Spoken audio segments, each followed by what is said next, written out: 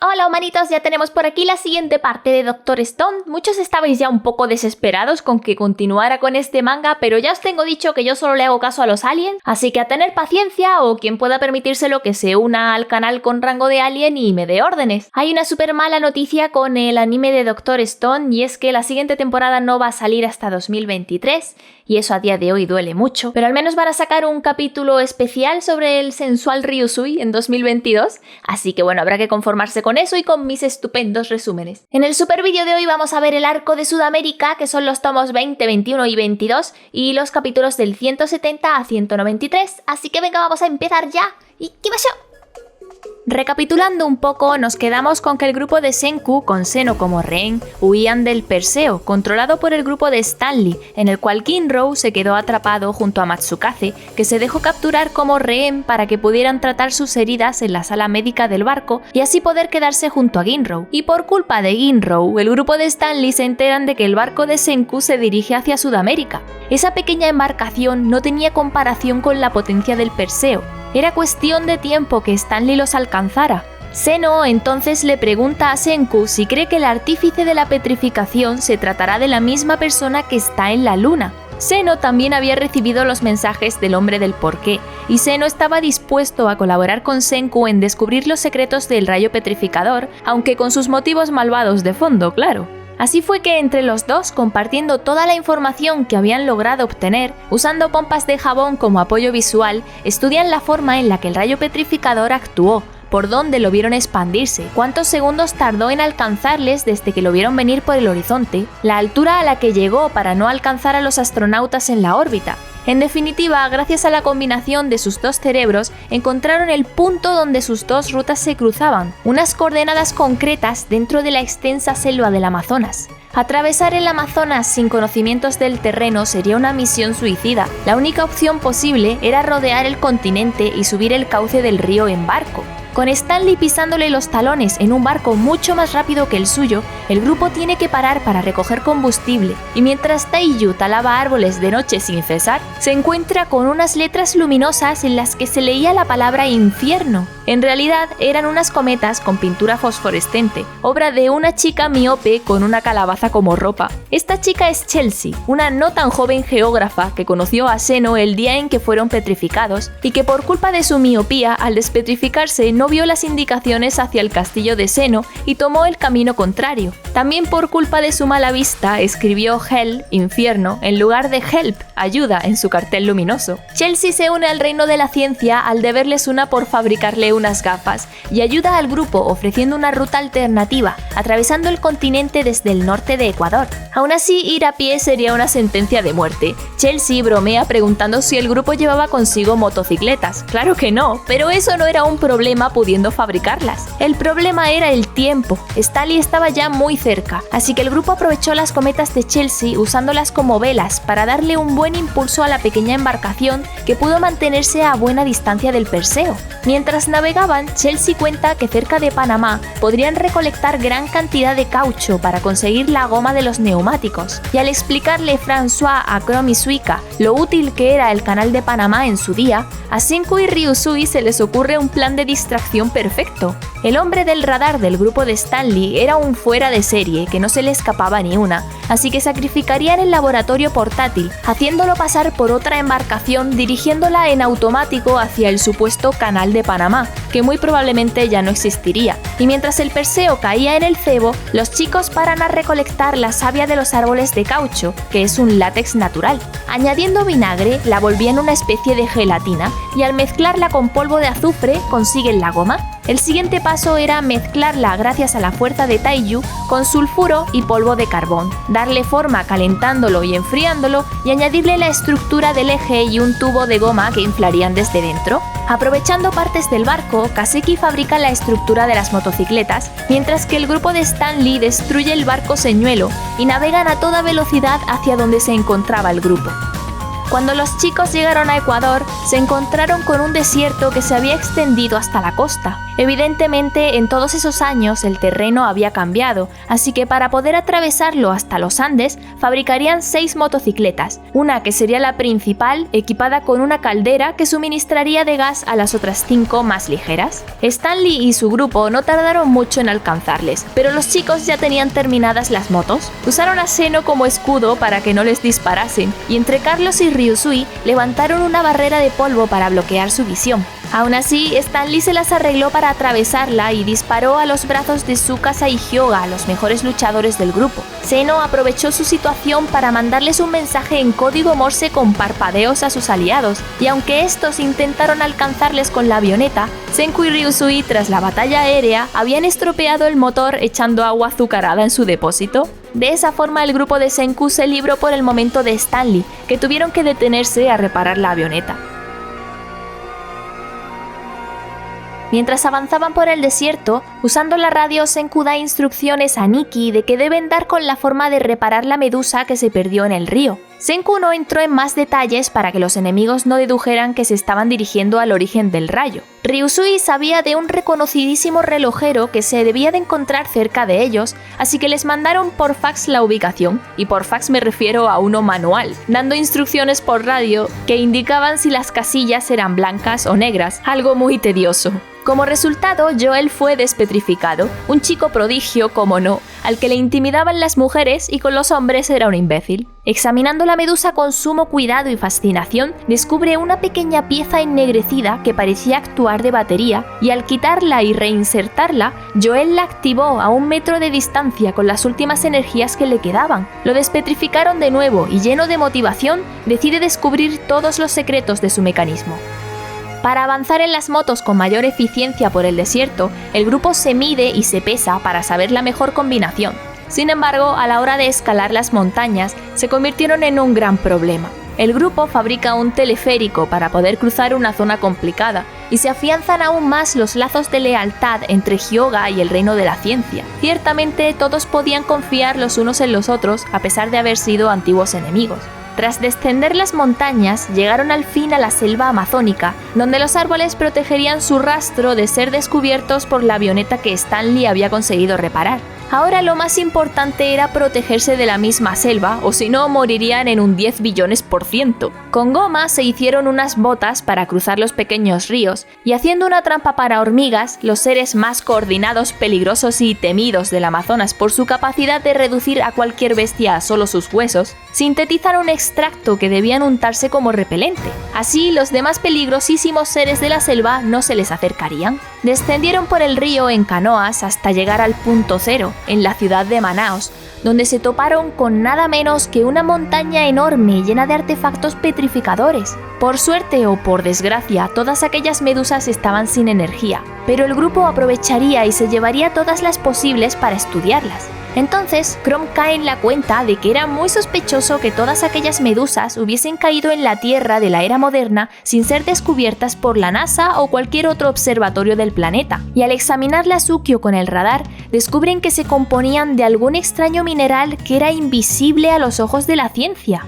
Esto les dio una buenísima idea. Construirían un barco furtivo cubierto de medusas, así sería imposible que el radar del Perseo los detectase. Senku, por su parte, tenía mucho trabajo por delante estudiando las muestras. Debían hallar la forma de que funcionaran para poder usarlas contra Stanley, y aunque fuera contradictorio, dejarían que Zeno les echase una mano, pues al fin y al cabo le podía su curiosidad como científico.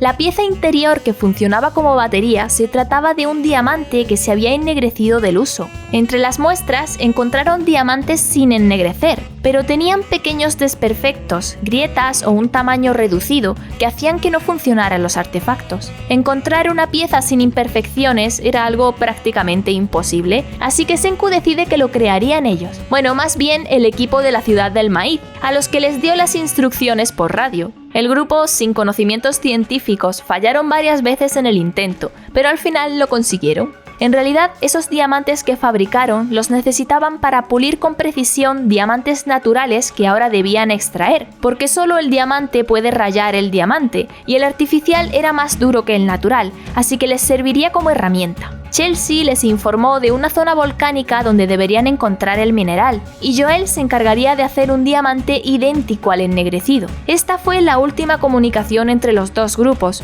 pues Senku no podía jugársela a que el radar de Stanley les detectase. Ellos ahora se dirigían hacia Araxá, un municipio de Brasil muy rico en minerales preciosos y donde además Senku planeaba levantar la ciudad de la superaceleración, es decir, donde conseguirían los recursos para fabricar el motor del cohete espacial. Sin embargo, Seno en esa última comunicación se las arregló para enviarle a Stanley una débil señal. Stanley dedujo que debía de ser algún tipo de advertencia. El mensaje que le mandó con los parpadeos decía que Araxá era el objetivo, así que el militar no duda un segundo en poner rumbo hacia allí. Rodeando el continente, el grupo de Senku que bajaría por el río y el Perseo llegarían prácticamente a la vez.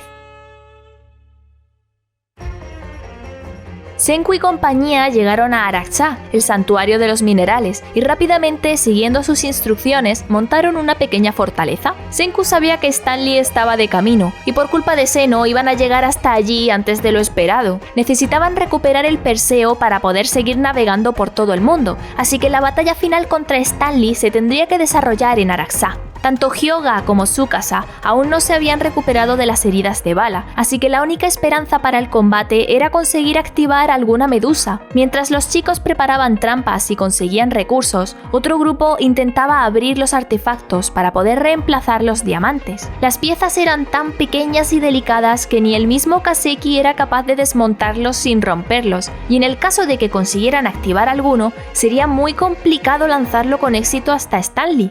Entonces a Chrome se le ocurrió una idea. Activarían la medusa petrificándose todos en un amplio rango. Tendrían que sacrificarse ellos mismos para así asegurarse de que Stanley quedaba también fuera de combate. Montaron un altar elevado donde dejarían la medusa con un altavoz que a su vez estaría conectado a diferentes micrófonos repartidos por toda la fortaleza. Así, en cuanto fuesen atacados por Stanley, cualquiera de ellos podría activar la medusa desde cualquier punto, y Suika, que tendría la misión de esconderse fuera del rango del rayo, podría volver para revivirlos. A base de ensayo y error, Kaseki logró abrir una medusa, pero ni imitando a la perfección los diamantes conseguían que éstas funcionasen. Entonces Kaseki cae en la cuenta de que los diamantes que él había pulido eran irrompibles, mientras que los de las medusas se partían con facilidad de forma limpia justo por la mitad. Esto le hizo darse cuenta de cómo debían de ser las estructuras, unas líneas con exfoliación en la superficie que debían de ser las canalizadoras de la energía. Esta era la clave para conseguir baterías idénticas. Por desgracia no podían comunicarse con Joel para darle esta información por tal de no revelarle su posición exacta al grupo de Stanley. Siguiendo el plan, Suika y François se marchan para esconderse a una distancia prudencial de la fortaleza donde el rayo no les alcanzase, cuando de pronto descubren al grupo de Stanley llegando a la zona. Estos se separaron y una araña muy venenosa picó a Charlotte, la piloto que se hizo pasar por Stanley. Senku les había dado instrucciones de qué hacer en estos casos, y Suika no dudó un segundo en ir en su ayuda. Con una pequeña esponja bañada en nitroglicerina, Suika frotó su arteria coronaria, lo que le dio un impulso eléctrico al corazón, reviviéndola de golpe. Sin embargo, Stanley y los demás la descubrieron, así que François se ve obligado a lanzarle un cuchillo de cocina a Matsukaze, que lo llevaban atado junto a Ginrou como rehén. Matsukaze liberó a Ginrou, y aunque Ginrou se hace con un tronco como lanza, no tenía nada que hacer contra las armas de fuego de Stanley. Entonces François cayó en la cuenta de que Stanley no era un asesino despiadado, sino un soldado, y un soldado jamás dispararía a civiles. François explica que no pertenecían a la unidad de combate de Senku, y que no les atacarían y harían lo que les dijeran. Stanley por lo tanto no disparó y las atrapó como rehenes. Sin embargo, justo antes de ser descubiertos, François mandó un mensaje por radio, lo que les dio la posición de Stanley a Senku.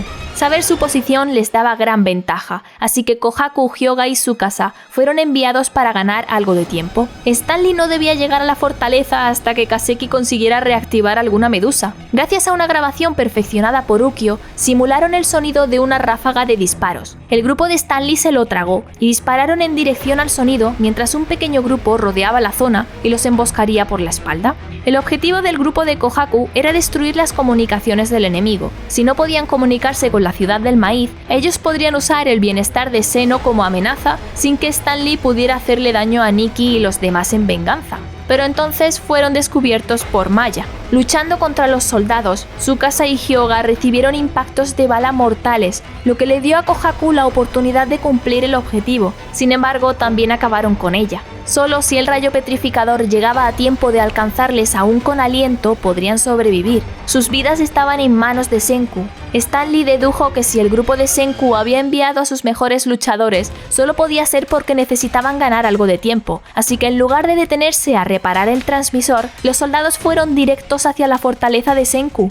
Viendo el panorama, Senku y Ryusui mandaron a Luna y Chelsea a ocupar el puesto de Suika y François como encargadas de la despetrificación, así que estas se marcharon, aunque Chelsea sabía que solo las habían mandado lejos porque el dispositivo no estaría acabado a tiempo, y ya que ellas no podían pelear, que al menos pudieran sobrevivir. En efecto, Stan Lee no tardó nada en llegar. Taiju y Ryusui enseguida fueron alcanzados por las balas. La fortaleza explotó por las granadas enemigas, pero no todo estaba perdido aún. Kaseki no había conseguido arreglar ninguna medusa, pero todavía podían comunicarse con Joel. Joel, a través de un reloj receptor que se había fabricado, también había recibido el mensaje que François transmitió al grupo antes de ser atrapado. El mensaje decía: "Nos hemos dividido en 2 grupos". Esa fue la pista para comprender que los diamantes se debían poder partir por la mitad, y con todo su talento logró reparar la medusa. Sin embargo, Brody lo pilló y guardó la medusa en un lugar seguro sin que el grupo pudiera hacer nada. Es por eso que Gen y Senku deciden que no les quedaba más opción que luchar o morir, y aprovechando que eran los únicos que podían comunicarse con la ciudad del maíz, mandaron la orden de iniciar una batalla por la medusa. Tenían que recuperarla y activarla en un rango que llegase desde Norteamérica a Sudamérica. No importaba si muchos resultaban gravemente heridos en el proceso, pues una vez activada, la petrificación los salvaría a todos. Moss, Homura, Magma, todos hicieron un gran trabajo en equipo, pero todos acabaron derrotados ante las armas de fuego. Joel, en un intento desesperado, casi consigue la medusa, pero su brazo quedó atrapado dentro de la caja fuerte. Lo que Brody desconocía era que el reloj de Joel tenía un transmisor, y que, por suerte, había un mensaje que venía desde la misma luna y que se repetía cada poco tiempo. El mensaje del hombre del porqué fue recibido por el reloj: 12.800.000 metros en un segundo. El planeta entero volvería a petrificarse, pero esta vez les salvaría la vida a todos. Cuando Senku y los demás vieran el rayo venir, tenían que estar atentos para lanzar la fórmula despetrificadora al aire para que cayese sobre ellos cuando el rayo los alcanzase. Sin embargo, Senku también fue alcanzado por los disparos y su única fórmula fue destruida. Seno volvió junto a Stanley y estos acabaron con Ukyo y François para hacerse con el líquido despetrificador, pero Suika había logrado escapar llevándose todas las botellas. Solo uno de los tarros pudo ser recuperado y lo colocaron en lo alto de la torre de la medusa. El receptor sobre el que se colocó se rompía con facilidad con la vibración de algún ruido fuerte, así que solo había que esperar que de forma natural algún rayo o algún animal salvaje lo rompiera. El rayo petrificador lo tenían ya encima. Suika era la única lo suficientemente rápida para poder colocarse a tiempo debajo del líquido, y eso hizo. Seno y Stanley, antes de quedar petrificados, comprendieron que aquellos jóvenes habían resultado ser los más ambiciosos y habían ganado la guerra. Todos sin excepción en todo el planeta quedaron petrificados. Puede que pasaran meses o años hasta que el líquido cayese sobre Suika, y hasta que ese día llegase, Senku volvería a contar cada segundo. De piedra nos hemos quedado nosotros al ver cómo acaba este arco. Espero que os haya gustado y que le deis mucho amor a este vídeo. Traeré la siguiente parte tan rápido como pueda, así que bueno, mientras tanto nos vemos con más resúmenes. ¡Matani!